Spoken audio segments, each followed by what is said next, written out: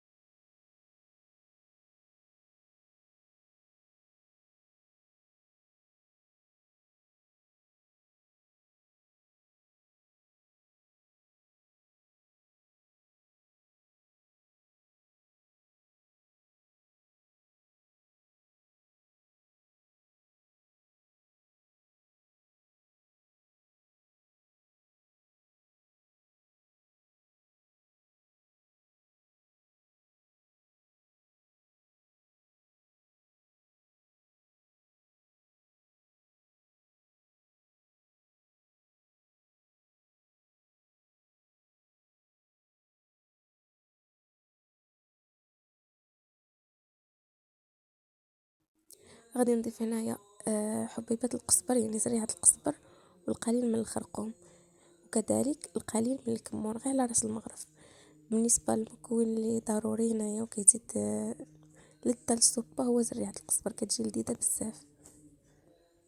غادي نضيف الماء بالنسبه للماء يعني نديرو كميه على ما تغطى لنا الخضره، صافي ما نديروش اكتر باش تجينا السوبه عاقده وزوينه. غنضيف القليل من زيت الزيتون وغادي نبلع عليها،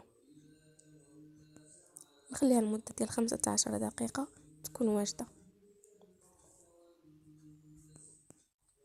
هنا غادي نرجع الخبز ديالي من بعد ما اختمر كما كتلاحظوا معايا. انا في هذه المرحله غير بغيت نوريكم الكيفيه ديال الاختمار. يعني ملي كنضغطوا على الخبزه كترجع طالعه من مورا الصبع ديالنا، كنضغطوا عليها كترجع طالعه من مورا الصبع ديالنا. صافي نشعلوا على الفرن، نخليهم يطيبوا من الاسفل من الفوق عفوا. بالنسبه انا عندي فرن غازي، ونرجع نطيبهم من يعني من الوجه ديالهم، نودوهم لتحت نطيبهم من الوجه ديالهم. كما كتلاحظوا معايا الخبز راه اختمر. بالنسبه للخبز ديال الزرع ما خصناش نفوتوا له الخمير، الا فوتنا له الخمير ما غاديش يجينا زوين. يعني خصنا الخمير ديالو ناكدوا انه يكون يعني نراقبوا الخمير ديالو. هذه هي السوبه ديالي كما كتلاحظوا معايا، انا خليتها عاقده يعني كتعجبني كتكون هكا. وانتم الا كانت تعجبكم خفيفه تقدروا تضيفوا القليل من الماء. غادي نرافقهم مع واحد الفطائر او بانيني، يعني اللي يعني سريع التحضير. ندير فيه شويه د المايز، شويه ديال الطون او شويه ديال الدجاج مقطع، شويه ديال البطاطس مقطعه مقليه، وكنعمرها في الخبز اللي كان متوفر عندي. انا بعض المرات كيكون شايط عندي الخبز كنقطعو هكا كنخليه يختمر وكان نطيبو، وملي كنحتاجو كنعمرو كما كتلاحظوا معايا بلا صوص. وهذا هو كما كتلاحظوا معايا الخبز ديالي من بعد ما طاب كما كتلاحظوا معايا. هذا هو الشكل ديالو، كيجي رائع كيجي زوين خفيف وصحي كذلك، ودغيا ما كياخذناش الوقت نهائيا. نتمنى الفيديو ديال اليوم يعجبكم، الى فيديو قادم ان شاء الله، وشكرا لكم.